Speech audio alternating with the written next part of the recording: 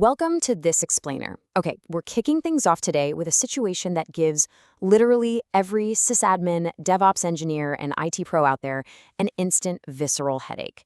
We've all been there, right? You're sitting at your desk just trying to sip your morning coffee, and suddenly the dashboard completely lights up. Everything is on fire, and the clock is instantly ticking. Well, today we're going to explore a revolutionary, totally frictionless way to handle this exact nightmare by looking at the architecture and workflow of Marina DNS. Let me paint the picture straight from our source material. It's 10 a.m., a client opens a ticket, their emails are going to spam, and they don't know why. I mean, that is the stark reality right there, the dreaded, mysterious email delivery failure. You can feel your blood pressure spiking just thinking about it.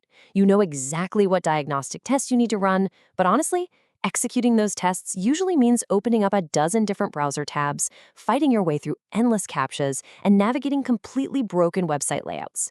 But we're going to examine a totally different, highly streamlined approach to fixing this. Okay, let's dive right into this. Section 1, the rescue, a 7-step troubleshooting workflow. Let's walk straight through these steps and see exactly how Marina DNS builds up our diagnostic picture seamlessly. Step 1. Check DNS propagation. Has the domain's MX record actually propagated globally across the internet? Or is it kind of just in flux, bouncing around inconsistently? You have to establish if the foundation is stable first. Step 2, check the MX record itself. What mail server is the domain actually pointing to right now, and is it what it should be? Step 3, check SPF. Is there a sender policy framework record? Is it valid? And absolutely crucially, does it actually cover the specific IP address trying to send the email? Then, step 4, check DKIM. Is domain keys identified mail set up properly? Is the record syntactically correct when you plug in the selector? Now, normally you'd open up probably a dozen different clunky websites to find this out. But here, you're executing all of this in one single frictionless interface. And the workflow just continues without missing a single beat. Step 5, check DMARC. Is there a policy in place instructing receivers on how to handle authentication failures? And what exactly does it say? Step 6, check blacklists. Is the sending IP or the domain sitting on a real-time blacklist somewhere? And finally, step 7, check reverse DNS. Does the PTR record for the sending IP actually match the hostname? Just think about what happened here. 7 critical, incredibly complex diagnostic tools, all in one tab. No CAPTCHAs, no re-entering the domain over and over, no fractured workflows. You just diagnosed a massive routing headache in literal seconds. Now that the email fire is completely put out, let's step back a bit. Section 2, the architecture, old friction versus new flow. And this brilliantly illustrates the exact problem Marina DNS was built to solve. We all have it, the infamous bookmark graveyard. Every tech pro keeps this folder. It's full of half-broken web tools you've been hoarding since, 2014? The issue isn't really that the tools never work, it's the environment you have to use them in. Silent timeouts, layouts utterly destroyed by massive ads, and those auto-playing videos that blast audio while you're just trying to focus.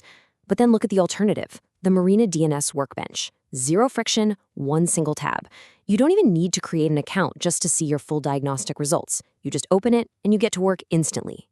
The sheer scale of what you get access to instantly is wild.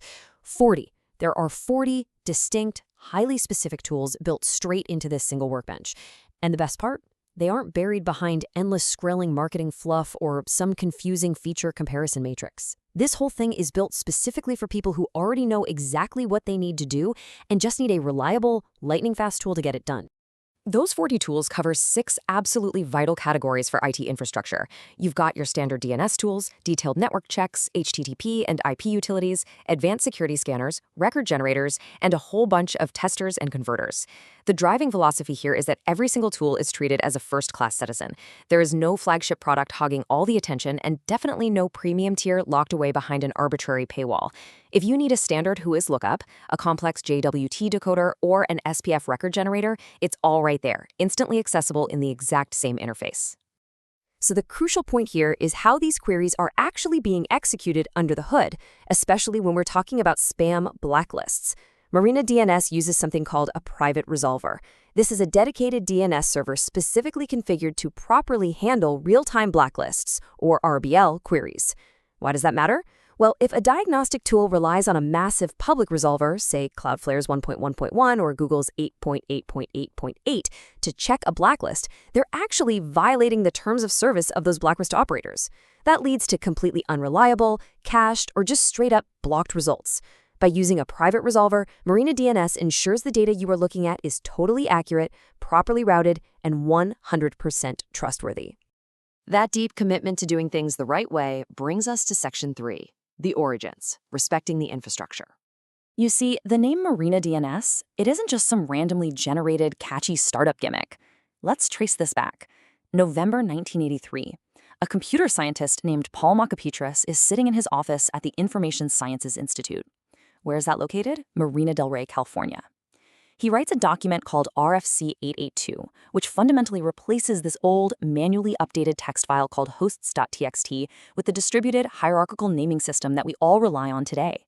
Every single domain lookup, every MX record check, every diagnostic you ever run traces directly back to that specific office in Marina del Rey, so today Marina DNS is named to honor that 40-year-old infrastructure.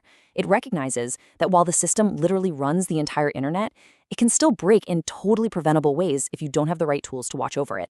And that rich history leads directly into the uncompromising philosophy driving the entire platform. Quote, "If a sysadmin wouldn't trust this result, the tool isn't done yet."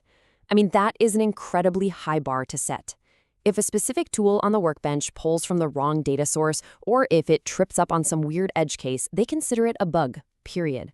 This is a workbench built by and for professionals who simply cannot afford to be second-guessing their diagnostic readouts when the pressure is on.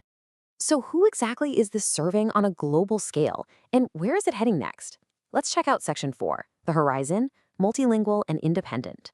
There's this massive, often totally ignored blind spot in modern IT tooling, and that's language support. The vast majority of good, free tools out there are strictly English only. If you're a sysadmin working in another language, your options shrink dramatically, and they're usually terribly outdated. Marina DNS is tackling this head-on by being fully multilingual. They currently support English, Russian, and Turkish, with plans to add even more. On top of that, this is a 100% independent project. No venture capital funding pushing a rigid corporate roadmap or forcing crazy aggressive monetization. It is ad-supported right now, which keeps all 40 of those core tools completely free to use.